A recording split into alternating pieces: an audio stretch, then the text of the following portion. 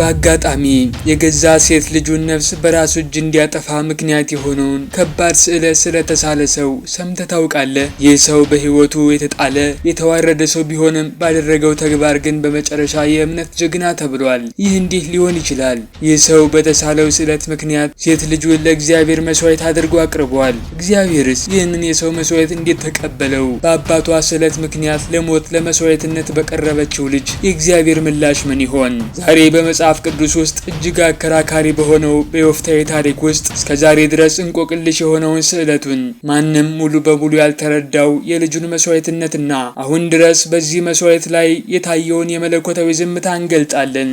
ቸልተኝነት የተሞላው ስዕለት። ዮፍታሔ ሴት ልጁን ሰዋ ወይንስ አልሰዋም?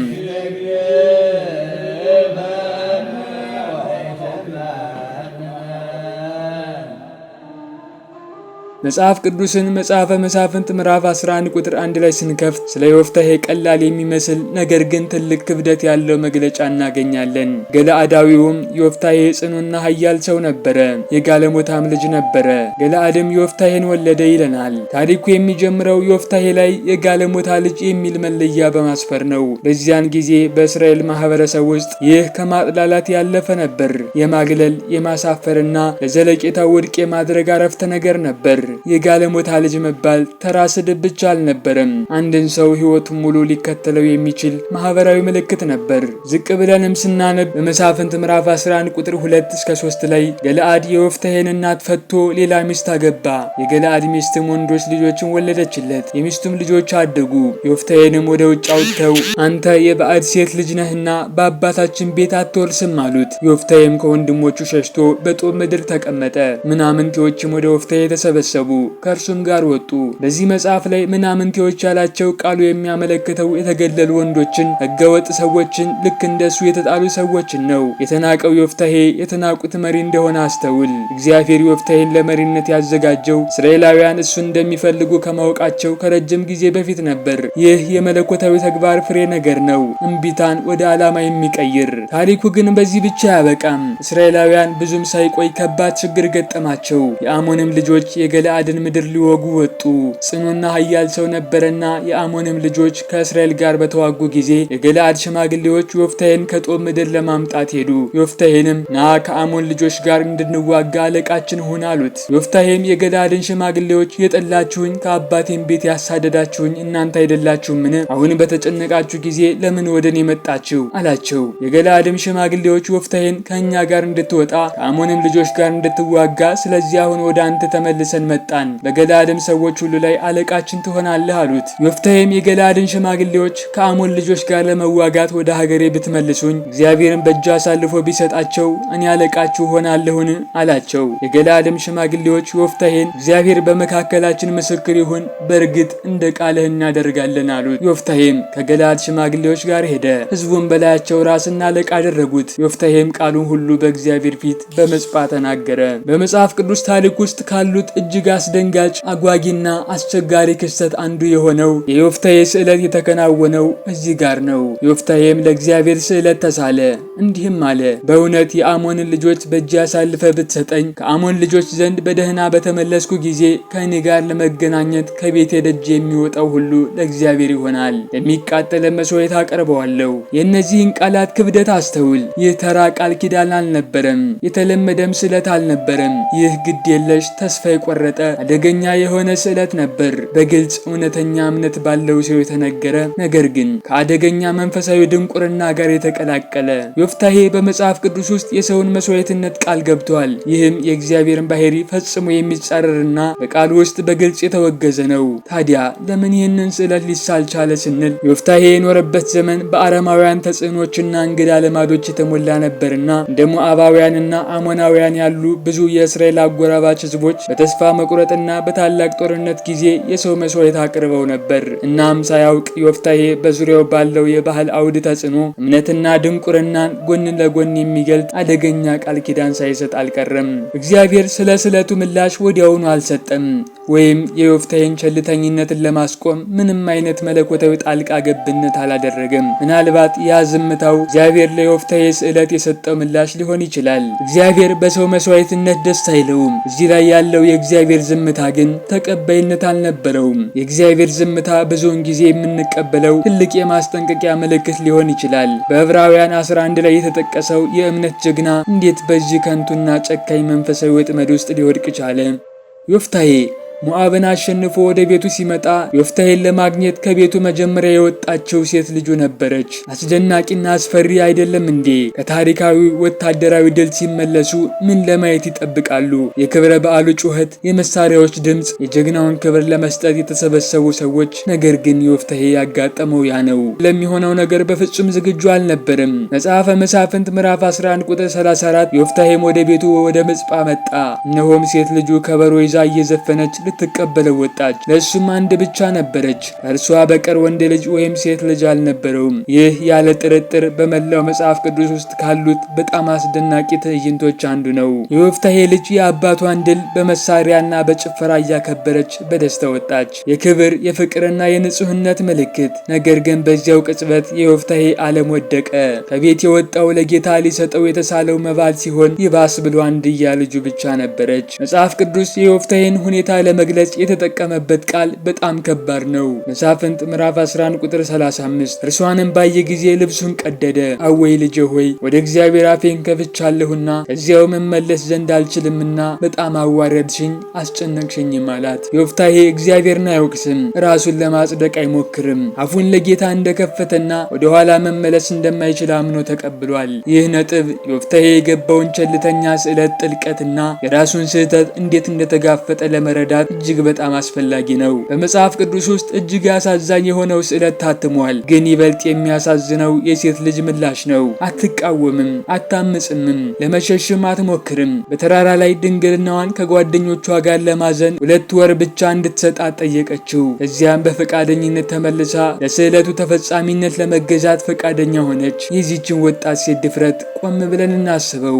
አባቷ ምንም ቢሆን በእግዚአብሔር ፊት ቅን ስዕለት እንደገባ እርሷ ራሷ የተረዳች ይመስላል። የእርሷ ታዛዥነት አስደንጋጭና ጥልቅ ትርጉም አለው። በሰዎች ድንቁርና ውስጥ እንኳን አሳዛኝ ታሪክን ብቻ ሳይሆን የክብር የመገዛትና የመስዋዕትነት ታሪክን እያየን ነው። ከዚህም በላይ መጽሐፍ ቅዱስ ዮፍታሔ አልተጠራጠረም ወይም ጌታ ጣልቃ አልገባም አይልም። ዝምታ፣ እንባና የመቀበል ስሜት ብቻ አለ። መጽሐፍ ቅዱስ ይህንን ታሪክ በመሳፍንት ምዕራፍ 11 ቁጥር 40 ላይ የእስራኤል ሴቶች ልጆችም በየዓመቱ ገለአዳዊውን የዮፍታሔን ልጅ ለማልቀስ በዓመት 4 ቀን ይሄዱ ነበር በማለት ልብ በሚነካ ሁኔታ ይዘጋል። ይህ በእስራኤል ዘላቂ መታሰቢያ፣ ማስጠንቀቂያ፣ ሐዘንና ከሁሉም በላይ ደግሞ ምስጢር ሆነ። የዮፍታሔ ልጅ በእርግጥ ምን አጋጠማት? እንደሚቃጠል መስዋዕትነት ተሰዋች ወይስ እስከ ዕለተ ሞቷ ድረስ በድንግልና ኖራ ለጌታ ተቀድሳለች? አሁን ወደ ዮፍታሔ ውዝግብ እምብርት ደርሰናል። ይህም ከሁሉም ትረካዎች እጅግ በጣም ውጥረት፣ ክርክርና ስነ መለኮታዊ ይዘት ያለው ነጥብ ነው። በመጽሐፈ መሳፍንት ምዕራፍ 11 ቁጥር 39 ላይ ያለው ጽሑፍ ከ2 ወርም በኋላ ወደ አባቷ ተመለሰች፣ እርሱም እንደተሳለው ስዕለት አደረገላት፣ ማንንም ወንድ አታውቅም ነበር በማለት በግልጽ ይናገራል። ፍርዱ ግልጽ ያልሆነ ነው። እንደ ስዕለትም ከእርሷ ጋር አደረገ ሲባል ምን ማለት ነው? ጽሑፉ ዮፍታሔ የገዛ ሴት ልጁን እንደሰዋ የሚያመለክት ይመስላል። የመጀመሪያው አመለካከት በብዙ ቃል በቃል በሚተረጉሙ አንዳንድ የቤተክርስቲያን አባቶችና ባህላዊ ተንታኞች ጨምሮ ዮፍታሔ ለእግዚአብሔር የገባውን ስዕለት በታማኝነት ለመፈጸም በማመን ሴት ልጁን እንደገደለ ይናገራል። ለዚህም በመሳፍንት ምዕራፍ 11 ቁጥር 31 ላይ የሚቃጠል መስዋዕት አቀርባለሁ የሚለውን ሐረግና ጽሑፍ ምንም አይነት የክህነት ጣልቃ ገብነት፣ የመተካት እንስሳ ወይም ከተፈጥሮ በላይ የሆነ መከላከል እንደሌለ በመጥቀስ ይጠቅሳሉ።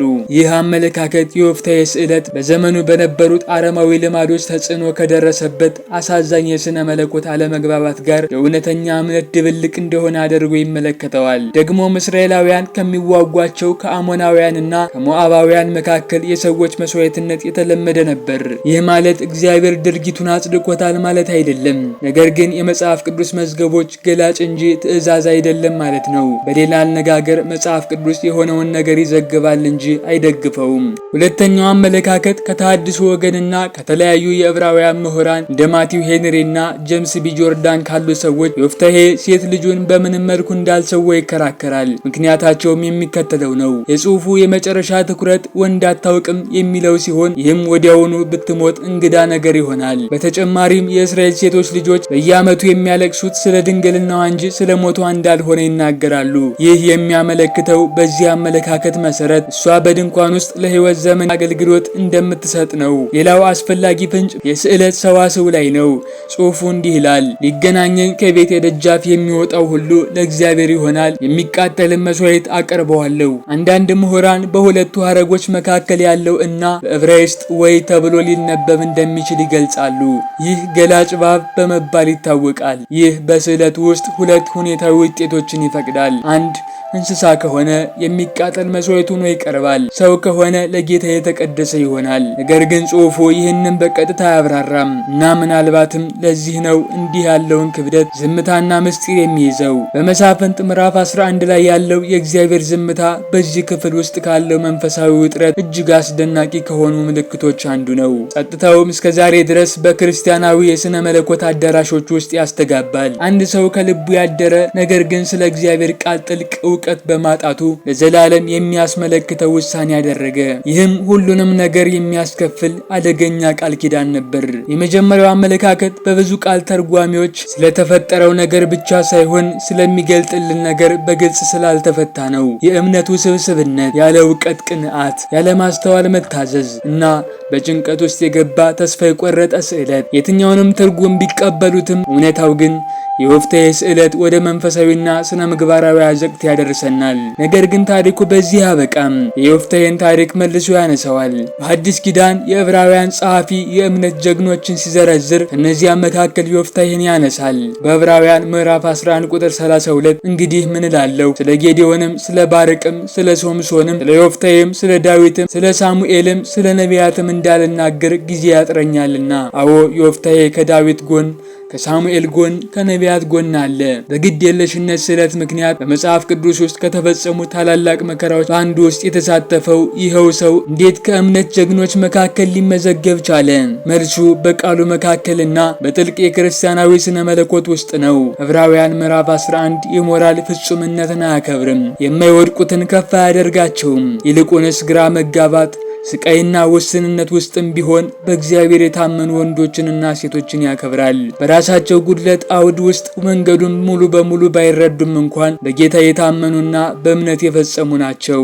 በዮፍታሔ ጉዳይ የሚከበረው ስዕለቱ ወይም አሳዛኙ መስዋዕትነት ሳይሆን በማይቻል ጦርነት ፊት ለእግዚአብሔር የመገዛት አቋም ነው። በሰይፉና በስሙ አልታመነም። ጌታ ጠላትን በእጁ አሳልፎ ከሰጠ ድል እንደሚነሳ አመነ። ይህ ደግሞ እምነት ነው። በዮፍታሔ ጥናት ውስጥ ጥቂቶች ያጎሉት ይህንን ነጥብ ነው። ከስህተቶቹ ጋር እንኳን በችግር ጊዜ ወደ እግዚአብሔር ዘወር ብሎ ሙሉ በሙሉ ታምኗል። የዕብራውያን ጸሐፊ አጽንዖት የሰጠው ይህንኑ ነው። ጥልቅ የመጽሐፍ ቅዱስ ስነ መለኮት የሚገልጠውም ይህንኑ ነው። እግዚአብሔር የሰበረውንና የተዋረደውን ልብ አይጥለውም፣ ድርጊቶቹ በድንቁርና ቢገለጹም እንኳን። ዮፍታሔ የዚያ ተቃራኒ ነበር። እሱ ያልተለመደ፣ የትውልድ ዘሩ አሳፋሪ ነበር። ሆኖም እግዚአብሔር እሱን ተጠቅሞበታል። በክርስትና ውስጥ ካሉት በጣም ኃይለኛ ትምህርቶች አንዱ እዚህ አለ። እውነተኛ እምነት ከቆሰለ፣ ከተጣለ፣ ካልተረዳ ልብ በስነ መለኮት ከተገደበም እንኳን ሊወጣ ይችላል። እግዚአብሔር ሰው እንደሚያየው አያይም፣ ልብን ያያል። አሁን ካየነው ነገር በኋላ